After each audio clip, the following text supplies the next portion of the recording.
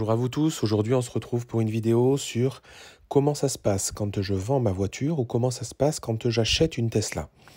Tesla a une particularité, c'est qu'elle est auto-identifiée sur le système de réseau de charge et vous avez aussi un compte client avec toutes les options possibles de la voiture, dans lesquelles d'ailleurs il faut aussi mettre sa carte bancaire si on veut s'abonner à la version premium de la connectivité ou pour acheter des options par la suite sur le véhicule. Alors, aujourd'hui, si je suis effectivement un vendeur de Tesla, chose qui arrive beaucoup, on voit qu'il y a beaucoup d'annonces qui fleurissent sur Le Bon Coin, comment ça se passe? Alors en fait, ce qui va se passer, c'est que vous allez vendre votre véhicule, donc avec les papiers nécessaires, habituels qu'il y a besoin, mais comment ça va se passer pour le compte Tesla? En fait, quand vous allez aller sur le véhicule en question que vous avez cédé, vous allez pouvoir cliquer sur «Retirer le véhicule». Et à partir de là, en fait, ça envoie la demande de retrait de votre véhicule, de votre compte Tesla personnel. Alors, dans la réalité, ça marche très bien. La seule chose, c'est que généralement, quand un acheteur va venir chercher votre véhicule, s'il habite pas très proche de chez vous et qu'il a un peu de route à faire, il va peut-être avoir besoin de supercharger pour rentrer. Et là, dans ce cas-là, il n'y a pas vraiment de solution. C'est-à-dire que la seule option qu'il peut y avoir, c'est soit d'avoir une entente entre vous pour que il finisse de rentrer chez lui avec la supercharge et votre carte bancaire qui est dans votre compte. Alors, l'autre option serait de mettre sa carte bancaire à lui dans votre compte Tesla. Bon, une idée pourquoi pas, mais bon, je suis pas sûr que lui, il sera fan de cette possibilité.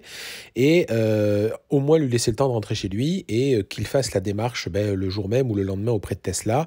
Alors, il semblerait qu'il soit très rapide pour faire la mise à jour, mais en tout cas... vous, de votre côté, vous aurez eu besoin de retirer le véhicule de votre compte. Donc on voit la démarche, voilà toutes les étapes à respecter. Donc voilà, lui, qu'est-ce qu'il va faire? Lui, il va s'ouvrir un compte Tesla. Donc pour ouvrir un compte Tesla, il va sur le site de Tesla, il ouvre un compte, c'est complètement gratuit, c'est un identifiant à créer, et le compte est tout de suite ouvert. À partir de là, il va avoir besoin tout simplement de renseigner quelques données, c'est-à-dire son adresse, son numéro de téléphone, le type d'immatriculation du véhicule, et donc il va falloir qu'il suive ces étapes-là. Ensuite, Tesla réclame également donc le VIN du véhicule qu'il a acheté. Il faut absolument que le vendeur ait bien sorti le véhicule de son compte avant que l'acheteur, lui, le refasse la demande, en tout cas. Faut qu'il y ait une logique entre les deux étapes. Et pour terminer, donc, il faut fournir une carte grise, donc le certificat d'immatriculation du véhicule et effectivement le permis de conduire, et ils exigent à ce que les deux noms soient identiques sur ces éléments-là. Alors là, moi je suis un petit peu embêté parce que au final, si on regarde les éléments qui réclament, ça sous-entend qu'il faut que le nouveau propriétaire ait déjà fait faire la carte grise à son nom pour qu'effectivement le permis de conduire et le nom sur la carte grise ou sur l'immatriculation soit validé. Donc, et que Tesla accepte en fait le fait de mettre le véhicule à son nom. Alors, ils acceptent les certificats provisoires pour avoir échangé avec eux sur ce sujet-là.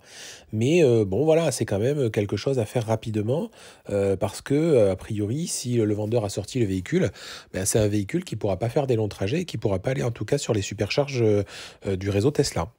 Donc, bon, c'est une petite contrainte. Je trouve que le process n'est pas vraiment abouti. À mon avis, il faudrait qu'il travaille sur quelque chose d'un petit peu plus moderne et qui puisse être quasiment instantané sur ces éléments-là. Donc, soyez en tout cas avertis si vous êtes acheteur, futur acheteur ou futur vendeur, de manière à savoir qu'il y a ce petit point-là à vérifier et puis à analyser à l'avance avec votre futur acheteur si vous êtes vendeur, ce qui est mon cas à moi actuellement. Si vous avez des questions par rapport à cette procédure ou des questions en général sur Tesla, n'hésitez pas, moi je suis toujours dispo et puis j'espère que cette vidéo aura été utile. Allez, à bientôt, bye bye.